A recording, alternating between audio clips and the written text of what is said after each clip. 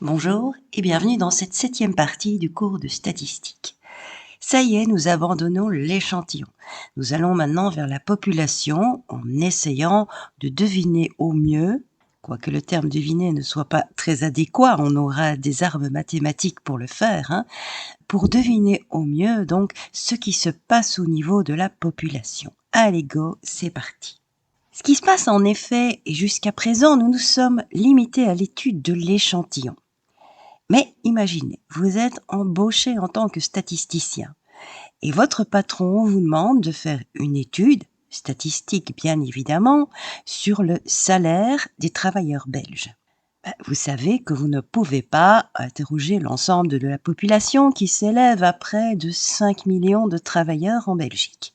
Vous allez donc vous cantonner à l'étude d'un échantillon, c'est-à-dire sélectionner au hasard, je vous rappelle l'importance du hasard, 150 travailleurs et leur demander combien ils reçoivent chaque mois pour salaire. Donc, vous avez un échantillon tiré au hasard, vous avez 150 données, les lois de l'échantillonnage, elles sont parfaitement respectées. Vous avez un échantillon en bonne et due forme, personne ne vous le reprochera. Avec ces 150 données, vous pouvez très bien calculer la moyenne arithmétique. Il suffit d'additionner les 150 données et de diviser le tout par 150. Et là, vous aurez un salaire moyen. Alors admettons, on a fait le calcul, mettons, et on obtient un salaire moyen brut de 3 250 €. Vous pouvez même avoir une certaine idée de la pertinence de cette moyenne en calculant l'écart type. Écart type corrigé. Je vous rappelle, à partir de ce moment-ci, on ne tiendra plus compte que de cet écart type-là. Et vous savez que vos données sont plus ou moins rassemblées ou au contraire plus ou moins étalées autour de cette moyenne arithmétique. Mais si vous allez trouver votre patron et que vous dites « Voilà chef, j'ai fini mon étude et le salaire moyen est de 3 250 €. » Vous allez vous retrouver avec un C4. Pourquoi ? Parce que votre 3 250 € n'est typique que de l'échantillon.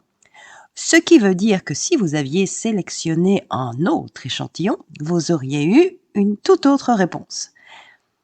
Et donc, quelle est la valeur de cette réponse à partir du moment où elle dépend si fortement de votre échantillon ? Aucune. Ce que nous souhaitons, ce que votre boss souhaite, c'est avoir une estimation la plus précise possible, bien évidemment, de la moyenne arithmétique mue de votre population, c'est-à-dire de vos 5 millions de travailleurs. Or, il faut bien se rendre compte que, au niveau de la population, cette moyenne mue ne sera jamais connue. Pas plus que l'écart type sigma. Ce sont deux inconnus totales. On peut juste, et nous l'avons fait lors de la capsule précédente, juste s'en approcher. Mais s'en approcher comment ? C'est un petit peu ça l'objectif ici de cette capsule. On voudrait bien quand même avoir une idée précise de ce qu'est cette moyenne mue de la population, pour dire, en conclusion de notre étude statistique, le salaire moyen des Belges est de autant d'euros. Alors ici, nous avons une idée, et même une idée assez précise, du nombre de données que contiendrait la population. Il y a de l'ordre de 5 millions de travailleurs en Belgique, mais dans d'autres cas, pour d'autres sujets d'études, on n'aurait même aucune idée de ce que vaut le grand N. On sait juste qu'on joue ici dans les millions, voire dans les milliards de données. Or, mettez-vous à la place de ce statisticien-là. Il doit deviner, je mets ce verbe-là entre triple guillemets, deviner ce qui se passe pour des milliards de données à partir d'une centaine de données. C'est un petit peu comme si on vous disait « Coucou, qui suis-je » Mais oui, vous n'avez pas tous les pixels. Seulement certains vous sont accessibles. C'est l'équivalent de l'échantillon. Alors, allez-y pour deviner ce qui se passe au niveau de la population, pour extrapoler au niveau de la population.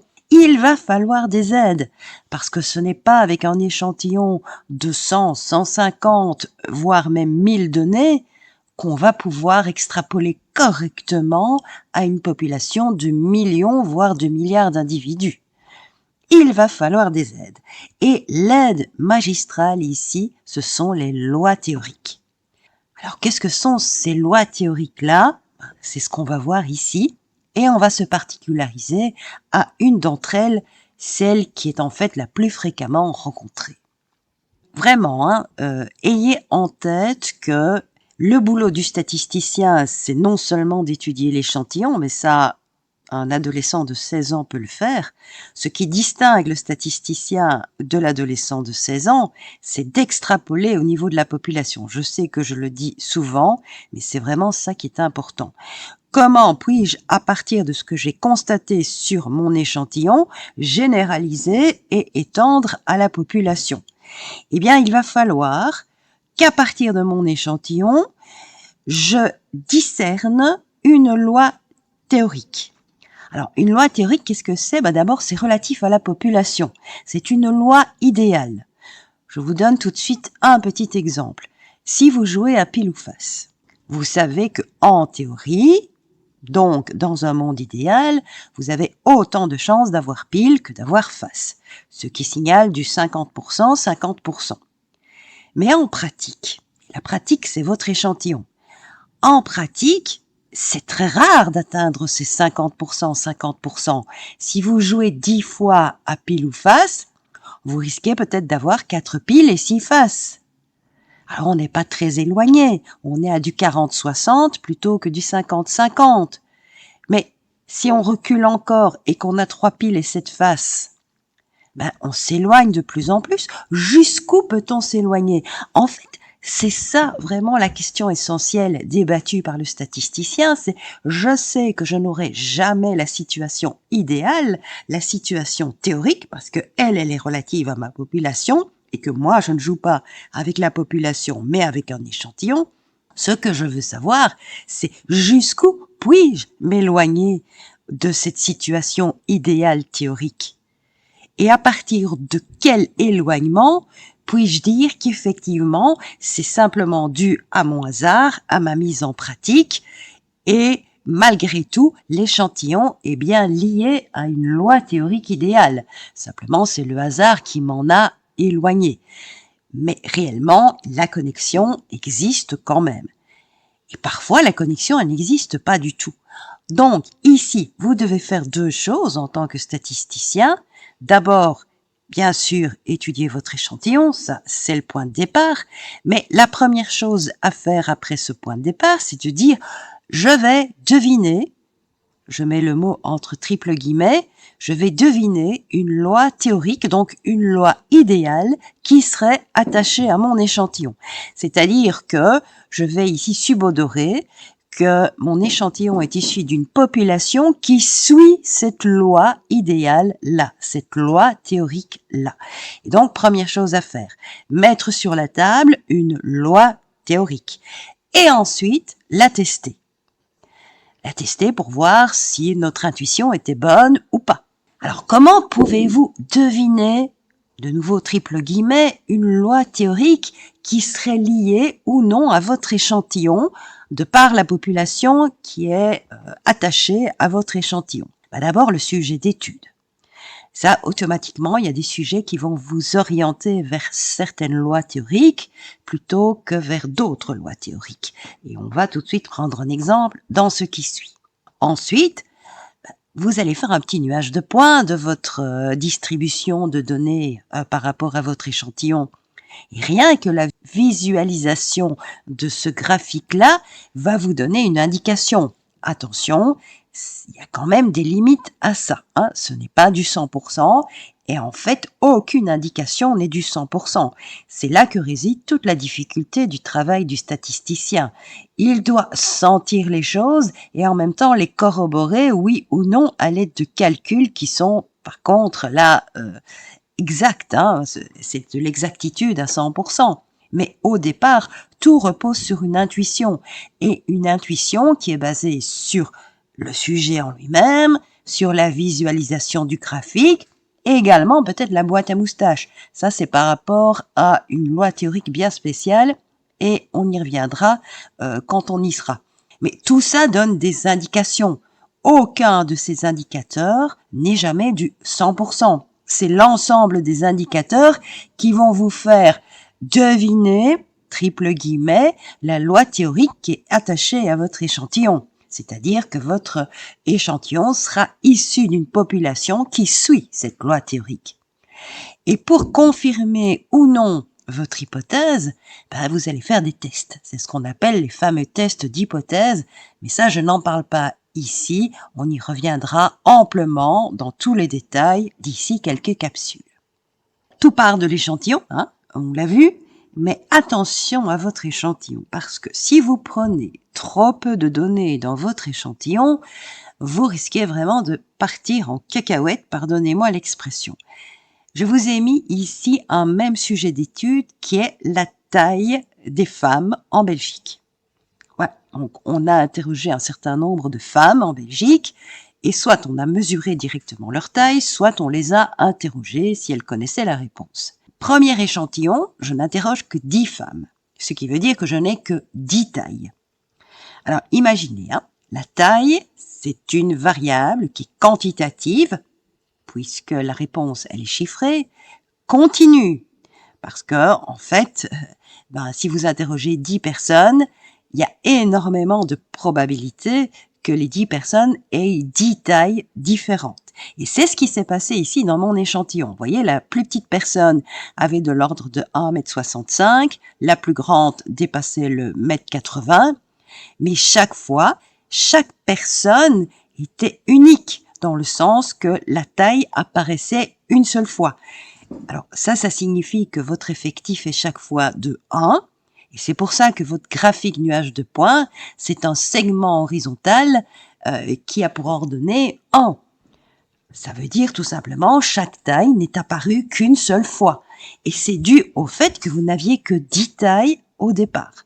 Si vous augmentez par contre le nombre de tailles et que vous allez jusqu'à 5001, donc là vous avez interrogé 5001 personnes, vous avez 5001 tailles, eh bien vous avez beaucoup plus de chances que certaines tailles se répètent. Et de fait, vous voyez que le graphique est très différent. Graphique nuage de points. Alors, vous voyez, par exemple, la taille 1,60 m, regardez sur l'axe horizontal, vous montez jusqu'à rencontrer le graphique vert, et là, vous avez de l'ordre de 300 comme effectif, ce qui signifie que 300 personnes dans votre échantillon de 5001 personnes avaient cette taille de 1,60 m. Les tailles, là, étant donné qu'il y en a beaucoup au départ, elles ont beaucoup plus de chances de se répéter. Et donc, vous avez un graphique nuage de points très différent. Mais je vous ai dit, on se base sur le graphique nuage de points pour pouvoir deviner la loi théorique. Alors, le premier graphique par rapport au premier échantillon de 10 tailles, il ne me dit rien du tout. Le deuxième graphique, par contre, là, je vois apparaître quelque chose que je connais et que vous allez connaître très vite par rapport à une loi théorique.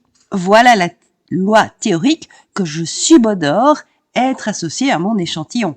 Regardez, ça ressemble quand même pas mal. Vous avez ce qu'on appelle une courbe en cloche. Alors une courbe en cloche, ça signifie quoi? Ça signifie que les valeurs extrêmes n'ont que peu de chances d'arriver. Regardez ici sur mon graphique vert, vous avez des personnes qui ont moins d'1,40 m, mais l'effectif est proche de 0. Ce qui signifie qu'en fait, vous avez 1, 2, voire 3 personnes qui ont cette taille-là sur les 5001.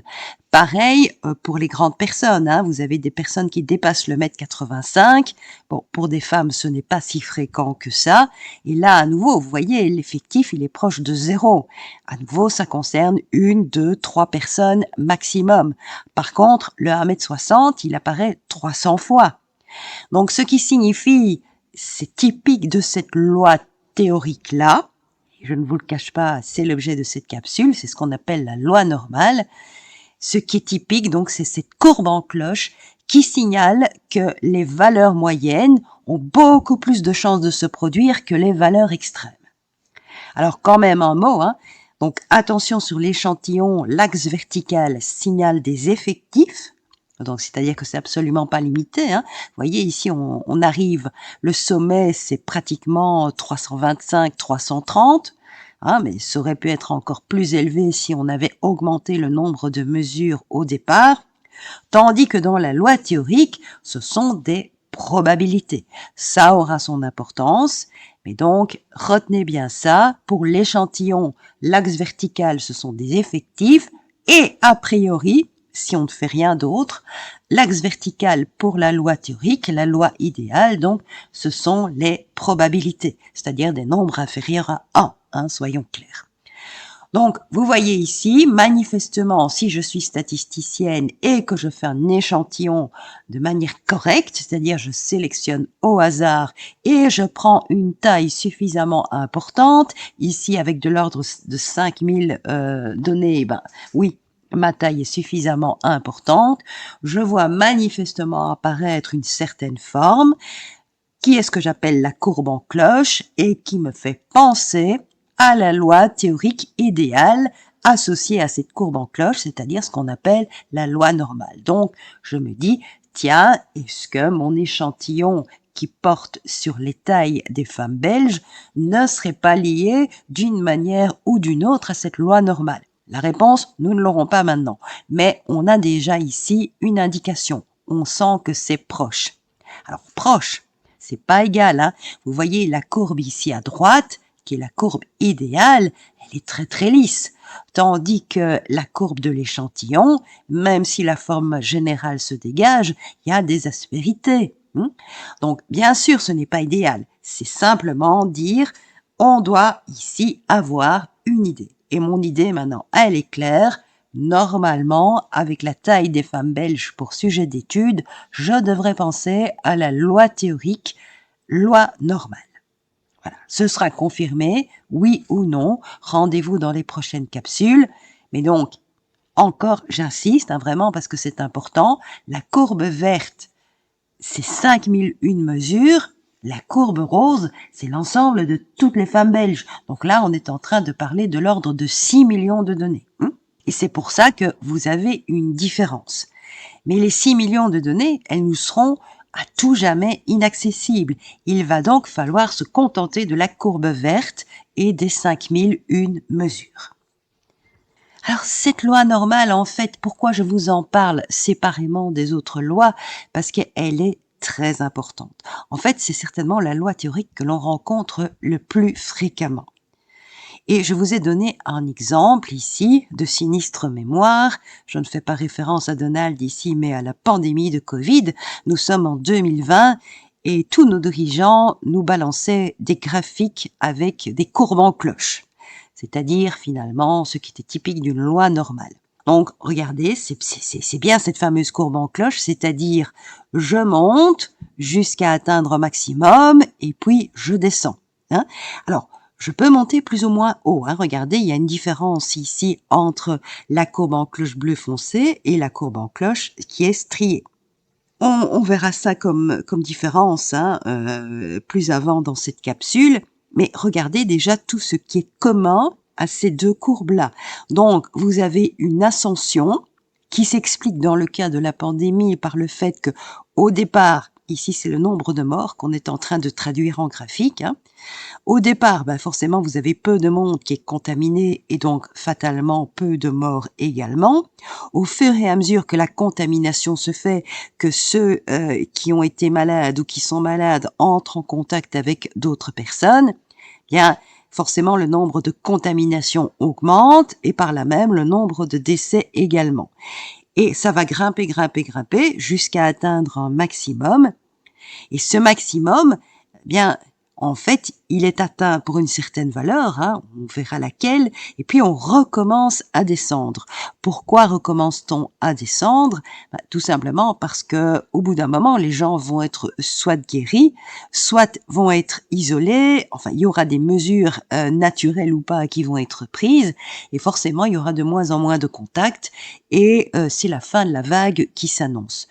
Et pourquoi mettait-on en évidence ces courbes-là lors de la pandémie? Parce que la courbe, elle est parfaitement symétrique. Ce qui veut dire que s'il vous a fallu, je suis en train d'inventer 13 jours pour arriver au sommet, il vous faudra également 13 autres jours pour arriver à l'autre extrémité à droite qui signale qu'il n'y a plus de décès. Et donc, fin de la vague. On pouvait ainsi prédire Alors de manière plus ou moins exacte, hein, si ça avait été la loi théorique idéale, oui, on l'aurait fait de manière exacte, mais nous ne vivons pas dans un monde idéal et donc là on ne peut faire que prédire, la vague va s'arrêter au bout d'environ 13 jours. Si elle a mis 13 jours pour monter, elle mettra 13 jours pour redescendre. Et donc là, on pouvait prévoir les longueurs des différentes vagues de l'épidémie Covid. Et cette courbe en cloche, donc elle signale, elle n'aime pas les extrêmes et elle adore les valeurs centrales. C'est vraiment ça qu'il faut retenir. Il y a deux choses à retenir en fait dans la loi normale. C'est la symétrie parfaite. Vous montez comme vous descendez et réciproquement. Il n'y aura pas une descente beaucoup plus longue que la montée ou l'inverse. Et ensuite, les valeurs moyennes sont beaucoup plus probables, que ce soit pour les tailles. Il est beaucoup plus probable pour une femme de mesurer entre 1,60 m et 1,70 m que de mesurer 1,35 m ou 1,95 m. Et c'est pareil pour l'épidémie de Covid. En fait, dès qu'il y a quelque chose de naturel, c'est-à-dire lié à la nature qui intervient, la plupart du temps, c'est la loi théorique normale qui est sous-jacente à votre sujet d'étude.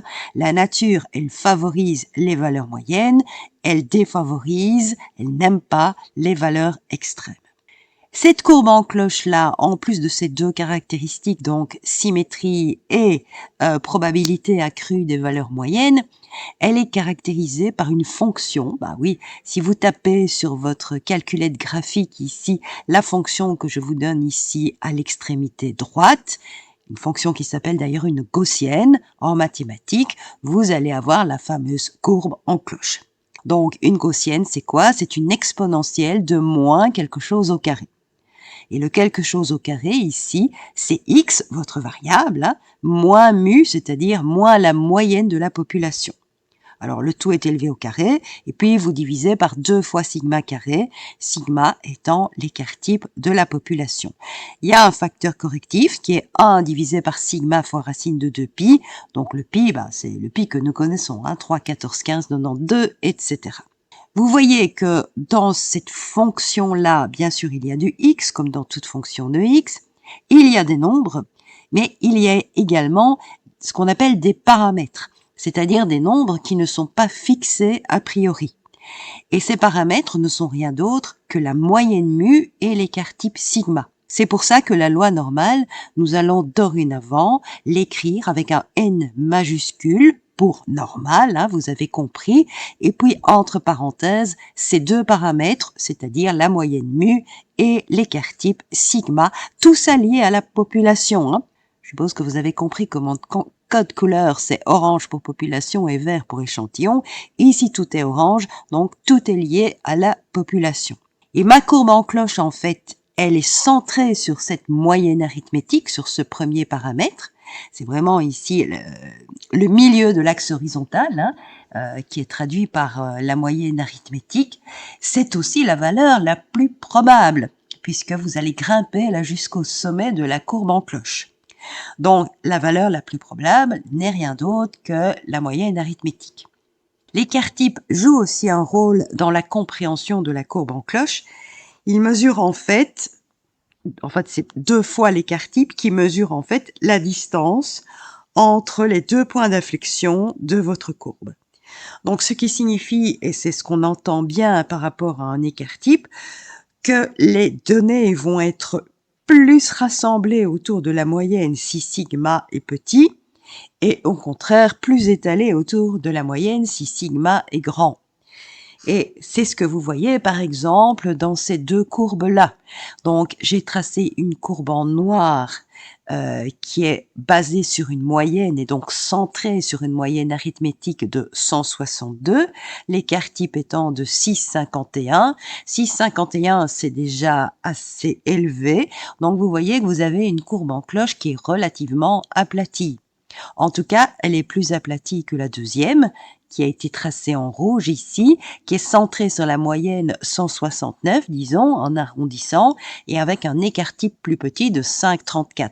Donc là, vous voyez que la courbe elle est plus haute, hein, tout simplement parce que les données ont moins de place pour s'étaler, entre guillemets. Elles sont plus rassemblées autour de la moyenne. En fait, ce qu'il faut savoir, et c'est important, c'est que quelle que soit votre courbe en cloche, vous allez toujours avoir aussi quelque chose mais qui est commun à toutes les lois théoriques, c'est que l'aire qui se trouve entre la courbe en cloche et l'axe horizontal vaut toujours 1.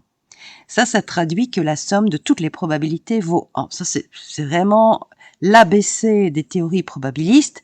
La somme de toutes les probabilités doit toujours donner 1. Et donc, ce qui veut dire que si vous vous étalez moins, comme dans la courbe en rouge, vous allez forcément devoir monter plus. Hein, pour avoir exactement la même aire, il n'y a pas d'autre choix possible. Mais, que ce soit la noire ou la rouge, alors oui, elles ont des disparités, c'est-à-dire qu'elles ne sont pas centrées sur la même moyenne, elles ont des écarts-types différents également, mais elles ont toutes les deux les caractéristiques d'une courbe en cloche, c'est-à-dire d'une loi normale, à savoir que la symétrie parfaite est respectée dans un cas comme dans l'autre, et également, que ce soit pour la courbe noire ou la courbe rouge, vous avez les valeurs centrales qui sont bien plus probables que les valeurs extrêmes. Dernière particularité ici de cette loi normale, donc j'insiste, hein, la plupart du temps, quand vous allez faire de la biostatistique, donc étude de la statistique liée au monde du vivant, c'est la loi normale qui va être la loi théorique sous-jacente à votre population, même si vous ne connaissez rien de votre population. Et donc, votre échantillon devrait être lié d'une façon ou d'une autre, on y reviendra bien sûr, à cette loi théorique normale. Alors, ici, donc, vous voyez 3 courbes en cloche qui sont absolument identiques, hein, c'est-à-dire qu'elles ont la même moyenne et le même écart-type, mais par contre, on a sélectionné une partie de la surface qui est délimitée par cette courbe et par l'axe horizontal. Dans le premier cas, sur l'axe horizontal, on s'est éloigné de la moyenne arithmétique mu de sigma, que ce soit vers la droite ou vers la gauche. Donc, on a commencé à prendre l'intervalle sur l'axe horizontal à mu moins sigma pour le terminer à mu plus sigma.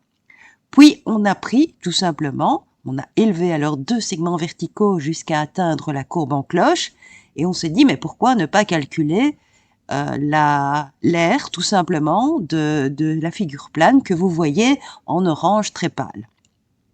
Eh bien, chose remarquable, quel que soit mu, quel que soit sigma, ce qui veut dire que c'est absolument vrai pour toutes les courbes en cloche, cette courbe-là représente 0,68.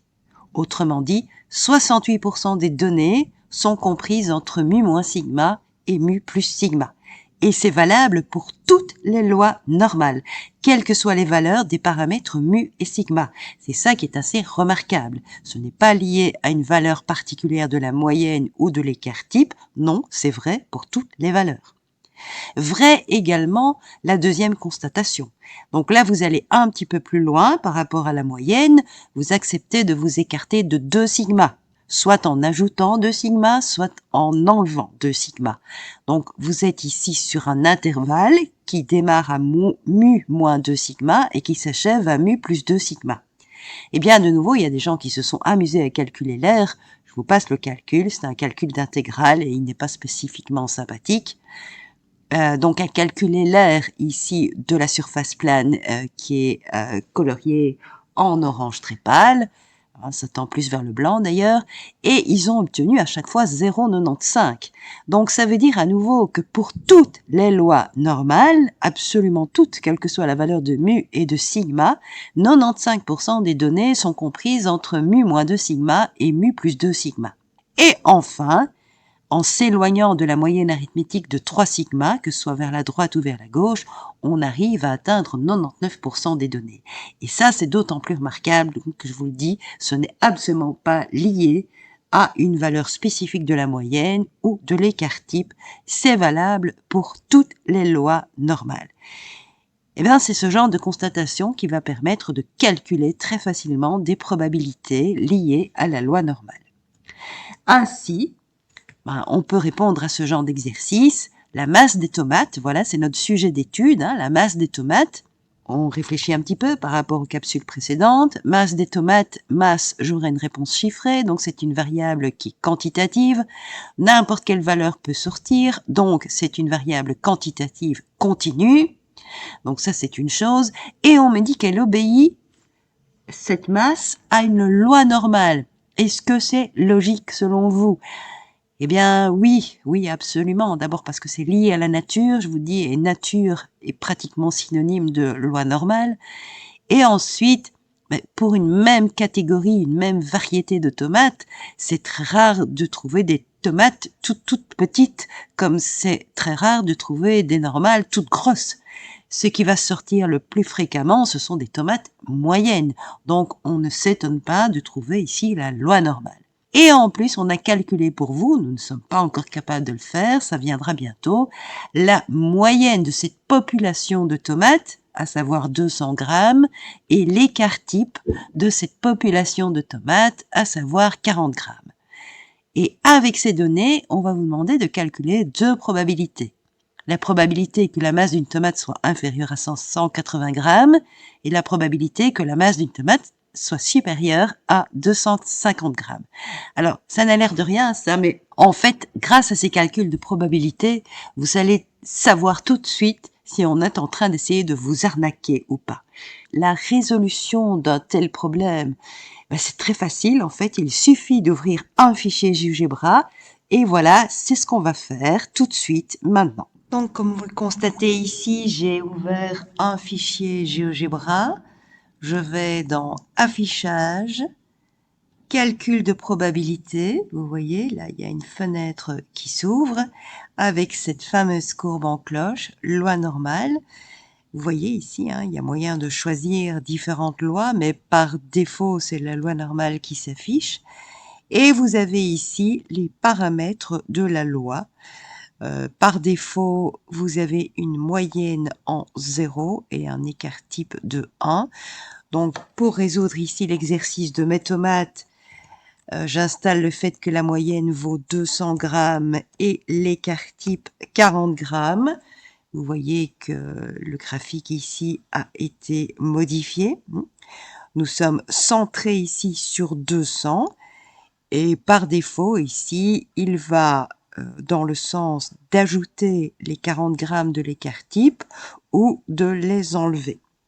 Donc, on reste ici par défaut dans l'intervalle mu moins sigma, mu plus sigma, où, regardez, je vous disais qu'il y avait 68% des données, c'est-à-dire que l'aire ici de la courbe en bleu mauve vaut réellement 0,6827, en sachant que l'aire de toute la courbe en cloche vaut 1. Bon, maintenant, vous avez ici la dernière ligne qui va nous permettre de répondre, hein. Donc ici, vous avez la possibilité, tiens, quelle est la probabilité que ma masse soit inférieure à quelque chose? Donc, dans l'énoncé, on nous demandait 180 grammes. Eh bien, j'installe le 180, je fais un Enter. Et vous voyez que le graphique a été modifié ici. Nous sommes bien inférieurs à 180. Et nous avons la probabilité qui est calculée, qui est donc de 30,85%. Deuxième possibilité, c'est d'avoir une masse qui est comprise entre deux valeurs, mais ce n'est pas la question qu'on nous pose ici. Donc, je vais aller à l'extrême où je calcule ici la probabilité que x soit supérieur à une masse donnée, qui, d'après mon énoncé, est donc de 250. Donc, j'installe le 250, je fais un petit Enter, et vous voyez à nouveau que le graphique a été modifié, et apparaît la probabilité ici, qui est donc de 10,56%. Donc, ça signifie qu'il y a environ 10 tomates sur 100, dont la masse sera supérieure à 250 grammes. On s'attend à ça, en tout cas. C'est à ça que ça sert, hein. Donc, je reviens ici à mon calcul précédent. Quelle est la probabilité d'avoir une masse inférieure à 180 grammes? à environ de 31%. Ça signifie que si j'extrais 100 tomates et que j'en ai, je sais pas moi, 92 qui ont une masse inférieure à 180 grammes, forcément, on est en train de m'arnaquer, hein. Donc normalement, je dois tourner ici aux alentours de 31 tomates, dont la masse doit être inférieure à 180 grammes. Voilà, vous voyez, c'est absolument simple d'utilisation. On va utiliser également ce logiciel pour d'autres lois théoriques. Donc il y a moyen de calculer toutes les probabilités et on y reviendra. Et puis, je vous remercie beaucoup pour votre attention et vous donne rendez-vous pour la capsule prochaine.